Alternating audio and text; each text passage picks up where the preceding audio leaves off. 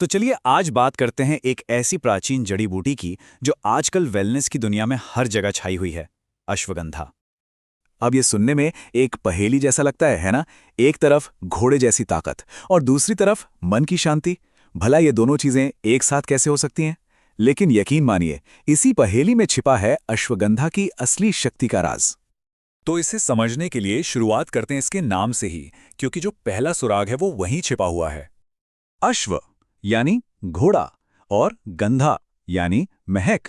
कहा जाता है कि इसकी ताजी जड़ से घोड़े जैसी गंध आती है। पर यह बात सिर्फ महक की नहीं है, ये एक वादा है घोड़े जैसी जबरदस्त ताकत और सहन शक्ति का। और ये बात यहीं खत्म नहीं होती। दिलचस्प ये है कि इसके जो दूसरे पारंपरिक संस्कृत नाम हैं, जैसे वाजीकरी, बलदा, गात्रकारी, इन सभी का मतलब एक ही तरफ इशारा करता है, शक्ति, बल और शरीर को बनाना। लेकिन यहीं पर कहानी में एक बहुत मजेदार मोड़ आता है, क्योंकि मॉडर्न साइंस ने इसे जो नाम दिया वो तो कुछ और ही कहानी कहता है, बिल्कुल उल्टी। एक तरफ है इसका लैटिन नाम विथेनिया सोमनिफेरा। इसमें सोमनिफेरा का मतलब होता है नींद लाने वाला। और दूसरी तरफ है संस्कृत नाम बलदा, जिसका मतलब है बल देने वाला। मतलब एक कहता है शांत हो जाओ और दूसरा कहता है ताकतवर बनो।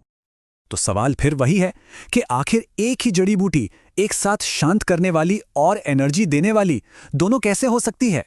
इस पहेली को सुलझाने के लिए हमें सिर्फ मॉडर्न केमिस्ट्री से आगे बढ़कर आयुर्वेद के प्राचीन ज्ञान की तरफ देखना होगा। तो चलिए अब आयुर्वेद के नजरिए से इसे समझने की कोशिश करते हैं। हम बात कर रहे हैं रस पंचक की। ये वो 5 सिद्धांत हैं जो हमें बताते हैं कि कोई भी जड़ी बूटी हमारे शरीर में जाकर आखिर करती क्या है। इसे आप किसी भी हर्ब का एक तरह का एनर्जी ब्लूप्रिंट या डीएनए समझ सकते हैं। अगर हम इन 5 चीजों रस, गुण, वीर्य, विपाक और कर्म को समझ लें तो हम उसके असर को काफी हद तक समझ सकते हैं। तो सबसे पहले आता है रस यानी स्वाद। अश्वगंधा का स्वाद थोड़ा कड़वा और कसैला होता है, और आयुर्वेद के हिसाब से ये स्वाद शरीर से भारीपन यानी कफ दोष को कम करने में मदद करते हैं। फिर आते हैं गुण। इसके 2 मुख्य गुण हैं, लघु यानी हल्का और स्निग्ध यानी थोड़ा ऑयली या चिकना। हल्का होने की वजह से ये आसानी से शरीर में एब्जॉर्ब हो जाता है, और चिकना होने की वजह से ये टिश्यूज को पोषण देता है और वात दोष को शांत करता है। ये कॉम्बिनेशन कमाल का है।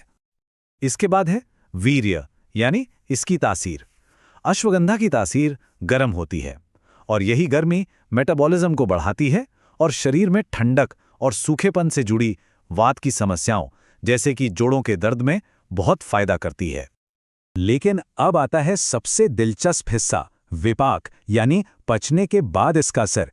स्वाद में भले ही ये कड़वी हो, पर पचने के बाद इसका असर मधुर यानी मीठा हो जाता है, और यही मीठा असर है जो शरीर में टिश्यूज को बनाता है, उन्हें ताकत देता है।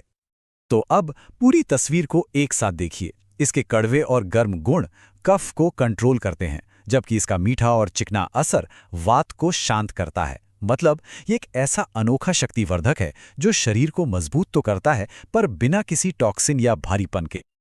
लेकिन रुकिए, इस पहेली का एक आखिरी और सबसे जरूरी हिस्सा भी बाकी है। एक ऐसी खासियत जो इन सारे नियमों से भी परे है और जो हमारी इस पहेली को हमेशा के लिए सुलझा देगी। आयुर्वेद में इसे कहते हैं प्रभाव। ये किसी भी जड़ी बूटी की वो खास शक्ति है जिसका अंदाजा सिर्फ उसके स्वाद या तासीर से नहीं लगाया जा सकता। इसे उसकी सुपर पावर भी कह सकते हैं। तो अश्वगंधा की सुपर पावर क्या है? ये सीधे हमारे स्ट्रेस साइकिल पर काम करती हैं। जब हम तनाव में होते हैं तो हमारा शरीर टूटने लगता है। अश्वगंधा इसी टूटने की प्रक्रिया को रोकती है। ये हमारे स्ट्रेस हार्मोन कॉर्टिसोल को कंट्रोल करके शरीर को वो स्थिरता देती है जिसकी उसे खुद को ठीक करने के लिए जरूरत होती है। और जब दिमाग शांत हो जाता है तभी शरीर की मरम्मत का काम शुरू होता है। ये दोहरी कार्रवाई, पहले मन को शांत करना फिर तन को बनाना, ही इसे इतना शक्तिशाली बनाती है। ये हमारे सबसे गहरे टिश्यूज जैसे मसल्स, हड्डियां, नर्वस सिस्टम और रिप्रोडक्टिव टिश्यूज सबको पोषण देती है। तो ठीक है, ये तो हुई थ्योरी, पर इस ज्ञान का असल में इस्तेमाल कैसे होता है? इसे लेने का तरीका भी इस बात पर निर्भर करता है कि इलाज किस चीज का करना है। जैसे देखिए, इसके 3 क्लासिकल फॉर्मुलेशंस हैं। सामान्य ताकत और तनाव के लिए चूर्ण यानी पाउडर अक्सर दूध या घी के साथ दिया जाता है। नर्वस सिस्टम की गहरी मरम्मत के लिए अश्वगंधा घृत यानी मेडिकेटेड घी, और तेजी से असर के लिए अश्वगंधारिष्ट जो एक फर्मेंटेड लिक्विड है। हर एक का माध्यम अलग ताकि असर सही जगह पर हो। यहां तक कि इसे किस व्यक्ति को देना है इस पर भी ध्यान दिया जाता है। जैसा कि इस मोनोग्राफ में लिखा है, अगर किसी पित्त प्रकृति के व्यक्ति को इसे देना हो तो घी जैसे ठंडे माध्यम के साथ दिया जाता है ताकि इसकी अपनी गर्मी को बैलेंस किया जा सके। यह दिखाता है कि यह सिस्टम कितना सटीक और व्यक्तिगत है।